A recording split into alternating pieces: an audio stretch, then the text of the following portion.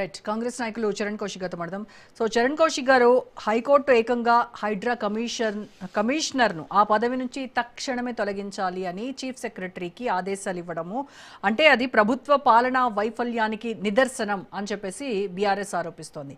And in addition to that 9 తలల విషసర్పం హైడ్రా అని చెప్పి కేటీఆర్ మాట్లాడారు. అలాగే హిట్లర్ స్ఫూర్తితో ఏర్పడ్డటువంటి హైడ్రా ఇంతకు మించి ఇంకేం చేయగలదు, పేదల గుడిసెలు కూల్చేయడంలో చూపించినటువంటి స్పీడ్, చిన్న చిన్న షాపుల పైన చూపించినటువంటి స్పీడు, ఫామ్ హౌసులు, పెద్ద పెద్ద బంగ్లాలు, మంత్రుల బంగ్లాలు, పొంగులేటి తిరుపతి రెడ్డి, వివేక్, గుత్తా సుఖేందర్ రెడ్డి వీళ్ళ ఫామ్ హౌసులు కూల్ చేయడంలో అవి కూడా FTL బఫర్ జోన్ల పరిధిలో ఉన్నాయి కదా, మరి వాటి జోలికి ఎందుకు వెళ్ళలేదు?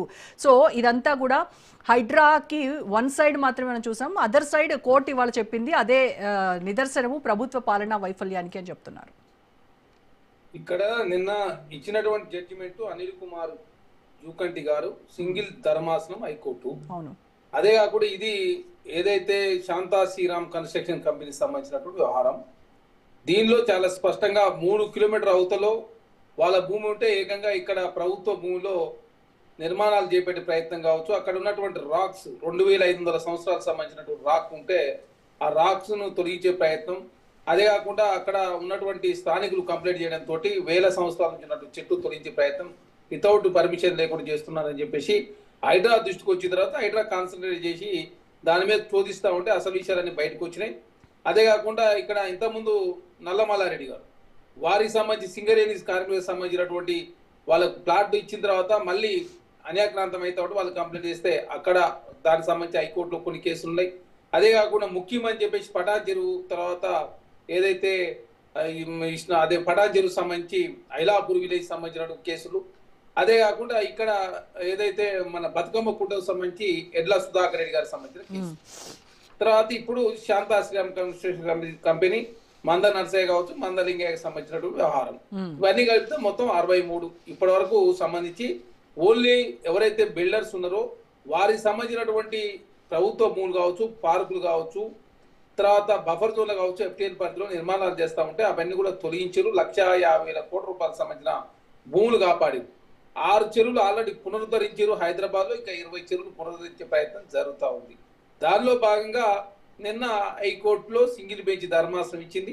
దానిలో భాగంగా ఇంకా డబుల్ బెంచ్ పోవచ్చు, కాన్స్టిట్యూషనల్ బెంచ్ ఉంటుంది, సుప్రీంకోర్టు కూడా పోవచ్చు. అదే కాకుండా హైకోర్టు ఇచ్చినటువంటి తీర్పుని గౌరవిస్తూనే ప్రత్యామ్నాయ మార్గాలు అన్వేషించే ప్రయత్నంలో ప్రభుత్వం ముందుకు పోతుంది. అదే కాకుండా ఇక్కడ హైడ్రా అనేది ఫస్ట్ జియో ద్వారా ఏర్పడి తర్వాత యాక్ట్ ద్వారా దాన్ని యాక్ట్ ద్వారా కూడా తర్వాత మార్చినటువంటి పరిస్థితి మనం చూస్తాము. కాబట్టి ఇక్కడ చాలా స్పష్టంగా హైడ్రా ఏదైతే తన పరిధిలో ఉన్నటువంటి లిమిట్స్ లోబడి మాత్రమే ముందుకు పోతుంది. టీఆర్ఎస్ ప్రభుత్వ ఆదాయంలో ఎన్ని చెరువులు కబ్జా అయినో చాలా స్పష్టంగా గూగుల్ మ్యాప్ తో సహా హైదరాబాద్ కూడా వివరించిన పరిస్థితి, పాక్షికంగా కావచ్చు పూర్తి స్థాయిలో కూడా చాలా చెరువులు అన్యాక్రాంతమైన పరిస్థితి మనం. అదే కాకుండా హైడ్రా లిమిట్స్ అనేది ఓన్లీ కోర్ అర్బన్ రీజన్ ఏరియాలో మాత్రమే ఉన్నది. అవుటర్ రింగ్ రోడ్ వరకు హైడ్రా పరిధి. అవుటర్ రింగ్ రోడ్ అవతల ఉన్నటువంటి కేటీఆర్ గారు కూడా జన్వాల్లో వాళ్ళు పిరంగినాలను డిస్టర్బ్ చేసి అదే ఫామ్ హౌస్ పరిస్థితి మనం చూసినాం. అది త్రిపులోన్ జీవో అనేది 10% మాత్రమే కన్స్ట్రక్షన్ చేసుకోవాలి, వాళ్ళు ఏకంగా నాలను డిస్టర్బ్ చేసిన పరిస్థితి మనం చూసినాం. హరీష్ రావు గారికి మొయినాబాద్ ఉంది, సంతోష్ రావు గారికి ఒట్టినావలపల్లిలో, కలవకుల ఖైద్ గారికి శంకరపల్లి ఉంది. ఇవన్నీ కూడా త్రిపులోన్ జీవోలు ఉన్నాయి. 2 లక్షల ఎకరాలను ఏకంగా త్రిపులోన్ జీవోను తొలగించి హైదరాబాద్ ను అతలాకుతలం చేసే ప్రయత్నం బీఆర్ఎస్ ప్రభుత్వం చేసిన మాట వాస్తవం. అదే కాకుండా హైదరాబాద్ అనుకోని ఫార్మాసిటీ నిర్మించే ప్రయత్నం, అదే ఇప్పటికే హైదరాబాద్ కాలుష్య కూరల్లో చిక్కుకుంటా ఉంది. ఢిల్లీకి వచ్చిన పరిస్థితి హైదరాబాద్ రావద్దు, మద్రాసుకు వచ్చిన పరిస్థితి హైదరాబాద్ రావద్దు, బెంగళూరులో వాటర్ ఇబ్బంది కావచ్చు, ట్రాఫిక్ జామ్స్ అవుతుందని చెప్పి అట్లాంటి పరిస్థితి రావద్దని చెప్పేసి ఒక సాహసోపేత నిర్ణయం తీసుకుని హైడ్రా లాంటి వ్యవస్థ తీసుకొచ్చి ఇక్కడ పార్కులు, రాక్స్, లేక్స్ కాపాడే ప్రయత్నంలో ప్రభుత్వం ముందుకు పోతుంది. చరణ్ గారు, హైడ్రా ఉద్దేశం మంచిదే. హైడ్రా కరెక్ట్ గా దేనికైతే ఉద్దేశింపబడిందో ఆ పనులన్నీ చేస్తే అందరికీ కూడా మంచి పని అది. అంటే ప్రభుత్వ భూములు, పార్కులు వీటన్నింటినీ కాపాడితే కరెక్ట్. మరి పేదవాడికి ఒక న్యాయము, బంగ్లాలో ఉన్నవాడికి, కార్పొరేట్లకి ఇంకొక న్యాయం అక్కడే వస్తుంది అసలు చిక్కంతా. మరి ఆ బయాస్డ్ ట్రీట్మెంట్ ఎందుకు మేడం? ఇక్కడ చాలా స్పష్టంగా హైడ్రా ఏర్పడే నాటికి రెసిడెన్షియల్ యాక్టివిటీస్ ఎక్కడైనా జరిగినాయో వాటి జోలికి హైడ్రా పోవడం లేదు. హైడ్రా ఏర్పడిన తర్వాత అది రెసిడెన్షియల్ యాక్టివిటీస్ అయినా కమర్షియల్ యాక్టివిటీస్ ఎప్పటి నుంచి ఉన్నా కూడా తొలగిస్తా ఉన్నాం. దానిలో భాగంగా మీరు మూసీకి సంబంధించి హైడ్రా తొలగించినా కూడా అవన్నీ కూడా కాంపెన్సేషన్, డబుల్ బెడ్రూమ్లు అవన్నీ ఇస్తా ఉన్నారు. ఇక్కడ ఏదో 1-2 సంఘటనలు తీసుకొచ్చి మొత్తం హైడ్రానే తప్పు చేస్తుంది, కాంగ్రెస్ పార్టీ తప్పు చేస్తుందని చెప్పి ఆపాదించే ప్రయత్నం వారు చేస్తా ఉన్నారు. ఇప్పుడు మనం ఎండాకాలంలో చూసినాం, హైదరాబాద్ లో 50 డిగ్రీల ఎండ ఉన్న పరిస్థితి మనం చూసినాం. ఇప్పుడు వర్షాలు రాని పరిస్థితి మనం చూస్తా ఉన్నాం. వర్షాలు వస్తే నాలాలు అదేవిధంగా రోడ్లు మునిగిపోతున్న పరిస్థితి మనం చూసినాం. అట్లాంటి పరిస్థితి హైదరాబాద్ కు, బాంబేకు, బెంగళూరుకు, చెన్నైకి, ఢిల్లీకి వచ్చిన పరిస్థితి రావద్దని చెప్పేసి ప్రభుత్వం ఒక సదుద్దేశంతో ధైర్యంగా సాహసోపేత నిర్ణయం రేవంత్ రెడ్డి గారు తీసుకున్నారు. దానిలో భాగంగా హైడ్రా రంగనాథ్ గారు పనిచేస్తా ఉన్నారు. దానికి ఇప్పుడు కోర్టు పోయిన వాళ్ళంతా కూడా ఎవరైతే వాళ్ళు బిల్డర్స్ మాత్రమే, రియల్ ఎస్టేట్ వ్యాపారులు మాత్రమే పోయిరు. పేద వర్గాలకు సంబంధించి ఎక్కడన్నా నేనే కాంగ్రెస్ ప్రభుత్వం పొరపాటు చేస్తే సర్దిద్దుకునే ప్రయత్నం మేము ముందుకు పోతాను. పేదలు పోలేరు కదా కోర్టుకి. లేదు మేడం, పేద వర్గాలకు సంబంధించి ఖమ్మంలో భూదాన్ బోర్డు సంబంధించి అక్కడ నిజమే భూదాన్ బోర్డు భూమి అయినప్పుడు కూడా నిజమైన పేద వాళ్ళకు ఇల్లు కోల్పోయారని చెప్పి భావించి వాళ్ళకు డబుల్ బెడ్రూమ్ జాగా కూడా రాష్ట్ర ప్రభుత్వం కల్పిస్తా ఉంది. ఏదన్నా మా ప్రభుత్వంలో తప్పు జరిగితే సరిదిద్దుకునే ప్రయత్నం కూడా మేము చేస్తా ఉన్నాం. మా అధికారులకు కావచ్చు, మా మంత్రులు కావచ్చు, ముఖ్యమంత్రి గారు స్వేచ్ఛ ఇచ్చి తెలంగాణ రాష్ట్రం ముందుకు పోతుంది. బీఆర్ఎస్ ప్రభుత్వం ఆయనలో చూసినాం కదా, వాళ్ళు ఎన్ని చెరువులు కబ్జా చేసి ఒక రోజు మొత్తం 2 రోజులు చర్చ చేద్దాం. ఇంత ఎత్తున బీఆర్ఎస్ పార్టీ కేటీఆర్ ఆయనే పిరగినాలని డిస్టర్బ్ చేసి కేటీఆర్ ఫామ్ హౌస్ నిర్మించుకుండు. ఆనాడు రేవంత్ రెడ్డి గారు ప్రతిపక్షంలో ఉన్నాడు, పిసిసి అధ్యక్షుడుగా డ్రోన్ ఎగిరేస్తే 13 రోజుల పాటు చెర్లపల్లి క్రిటిక్ జైల్లో పెట్టారు. అది 50 రూపాయల పిటి కేసు. వాళ్ళు ప్రజాస్వామ్యాన్ని కూని చేసి డైనింగ్ టేబుల్ మీద కూర్చొని నిర్ణయాలు తీసుకొని, ఫామ్ హౌస్ లో ఉండి నిర్ణయాలు తీసుకొని హైదరాబాద్ 9 సంవత్సరాల కాలం పాటు మీరు అధికారం నుండి మూసిని పడుచుకోలేదు, అదే చెరువులను పడుచుకోలేదు, అదే త్రిపులాలను పడుచుకోలేదు, ఉన్న ఔటర్ రింగ్ రోడ్ ను అప్పనంగా లీజ్కి ఇచ్చిన పరిస్థితి కూడా మనం చూస్తాం. అదే కాకుండా కాంగ్రెస్ ప్రభుత్వం వచ్చిన తర్వాత అంతర్జాతీయ విమానాశ్రయం ఆనాడు కాంగ్రెస్ ప్రభుత్వం నిర్మించిన ఒక పోర్ట్ సిటీ నిర్మాణం చేయాలని హైదరాబాద్ లో మౌలిక వస్తువులు పెంపొందే ప్రయత్నంలో ప్రభుత్వం ముందుకు పోతా ఉంది. అరే మీరు ఎప్పుడైనా బంజారాహిల్స్ లో అత్యధిక ఫ్లోర్లు నిర్మించిన సందర్భం ఉందో 5 ఫ్లోర్ల మించి నిర్మించొద్దు. కానీ మీరు అత్యధికంగా హైరేజ్లకు అనుమతి ఇవ్వడం తోటి వేల కార్లు ఒకేసారి రోడ్డు మీద రావడం తోటి మొత్తం ట్రాఫిక్ జామ్ అవుతున్న పరిస్థితి మనం చూస్తా ఉన్నాం. ఏది స్క్వేర్ ఫీట్ పెంచడం తోటి ఎకరాకి ఉన్నటువంటి స్క్వేర్ ఫీట్ రేట్, అది స్క్వేర్ ఫీట్ సంఖ్యను పెంచడం తోటి ఇప్పుడు చూస్తా ఉన్నారు. ఓన్లీ కేబీఆర్ పార్క్ పక్కన ఆనాడు అది టిఆర్ఎస్ పార్టీ ఆఫీస్ కు అతి సమీపంలో అక్కడ ఎన్ని ఫ్లోర్లు ఇచ్చారు చూడండి ఒకసారి.